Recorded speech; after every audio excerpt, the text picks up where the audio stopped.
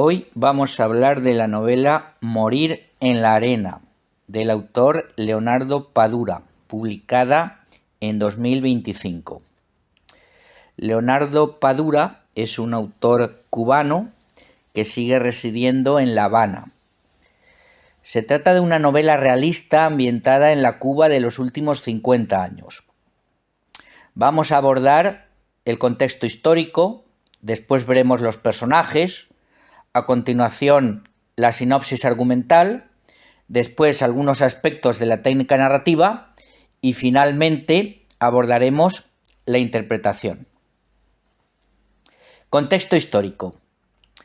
Reiteración de la palabra mierda, metáfora de la vida en Cuba. Literalmente se dice: tantos años viviendo entre la mierda existencial e histórica.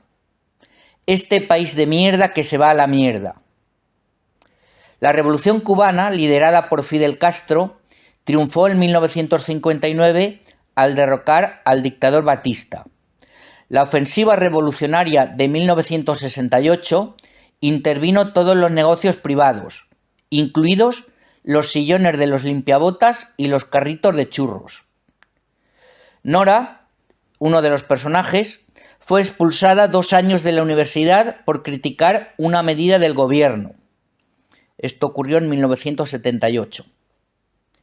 El régimen cubano expulsaba de la isla a los que consideraba indeseables.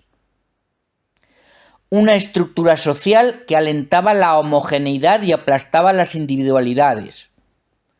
Adoctrinamiento socialista.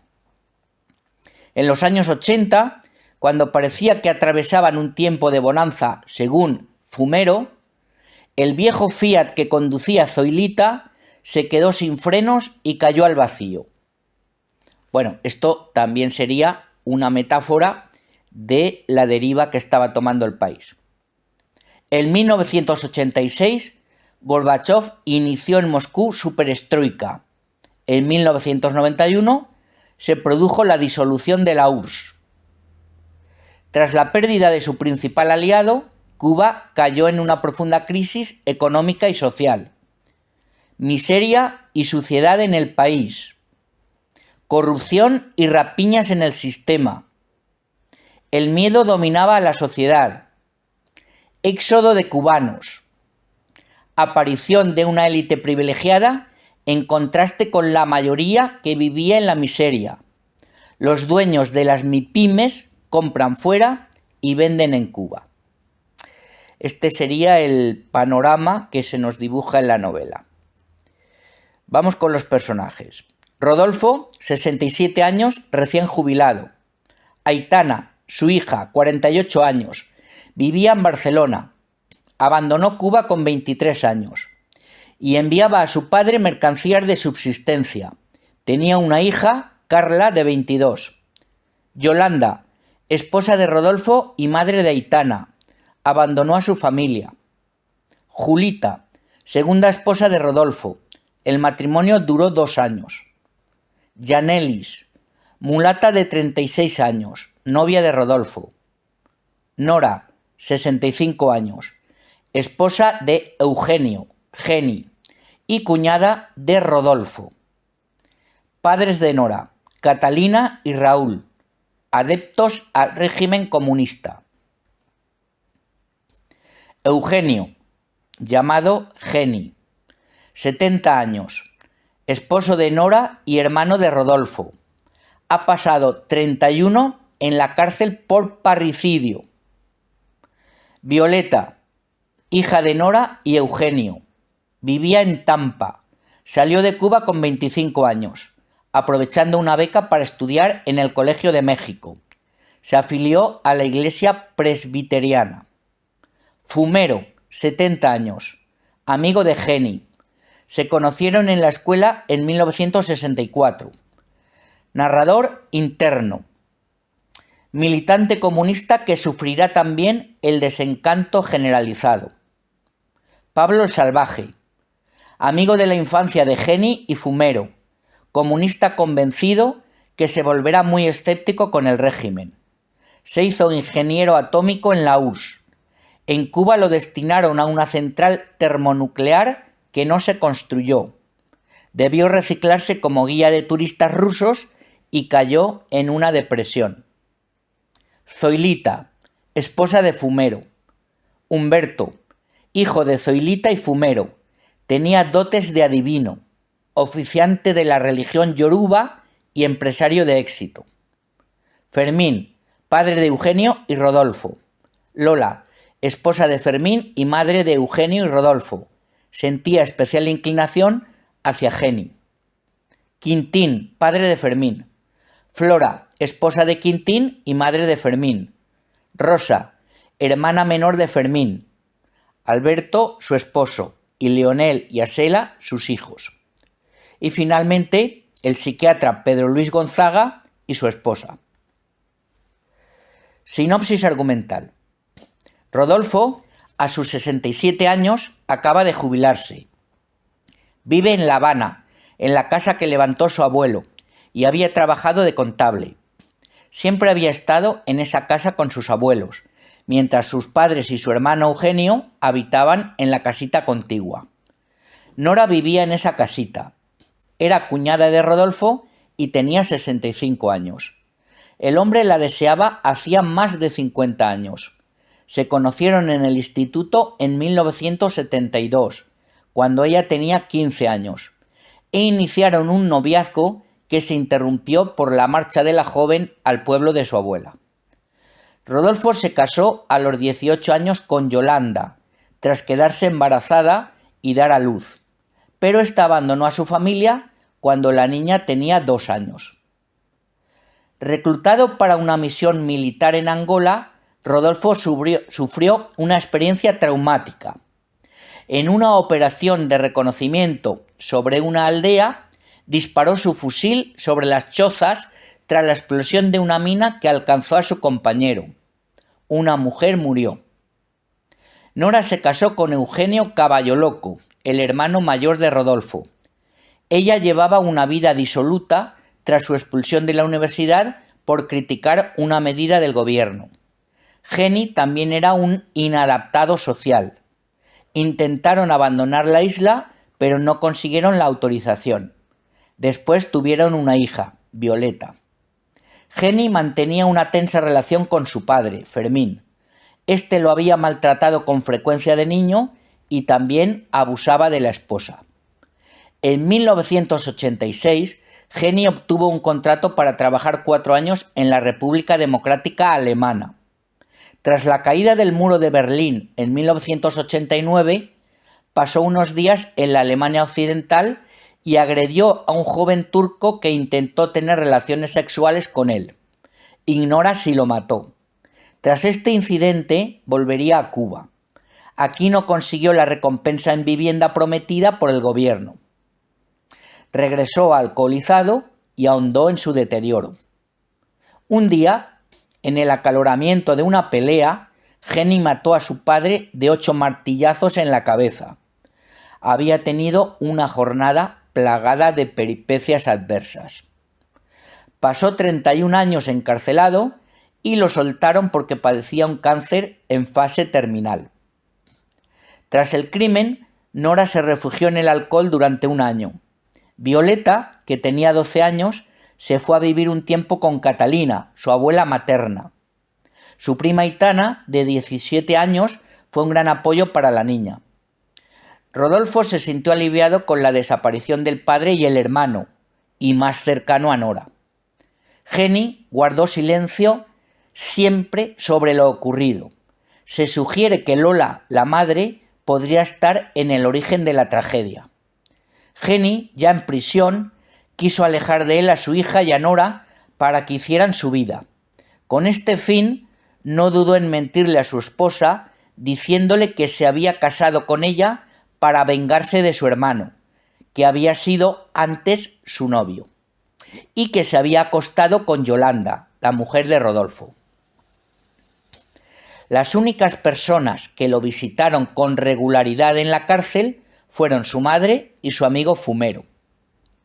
Poco antes de su excarcelación, Nora decidió por fin confesarle sus deseos a Rodolfo y entablaron una relación amorosa. Habían experimentado durante años una atracción mutua. Aitana, alertada por Violeta de la nueva situación, viajó a Cuba. Aprobó la relación de Nora con su padre y animó a este a reconciliarse con su hermano Geni. Aitana también aprovechó para saciar con Humbertico, el hijo de Fumero, la tensión sexual que existía entre ambos. Geni fue acogido por Fumero al salir de prisión. Encontró un país más deteriorado, con una sociedad empobrecida, que subsistía de milagro. Se entregó al alcohol, sin ganas de continuar viviendo. Antes de suicidarse colgado de una viga en la casita, Geni derribó a martillazos la barda que separaba las dos casas. Rodolfo se despertó sobresaltado a las 5 de la madrugada, salió al patio y descubrió lo ocurrido. No tuvo ocasión de ver a Geni vivo. Bueno, aspectos de la técnica narrativa. Destacamos la presencia de dos narradores. Un narrador externo omnisciente y un narrador interno. En este caso, el personaje de Fumero. El personaje de Fumero se inspira en el propio autor, Leonardo Padura. Intertextualidad. Personaje de Mario Conde, protagonista de las novelas detectivescas de Leonardo Padura. También se habla de parricidios famosos en la literatura. Determinismo ambiental y biológico. Fumero destaca dos condiciones para asesinar a alguien: tener un motivo y pasar un mal día. Fumero escuchó jurar a Geni que un día iba a matar al hijo de puta de su padre.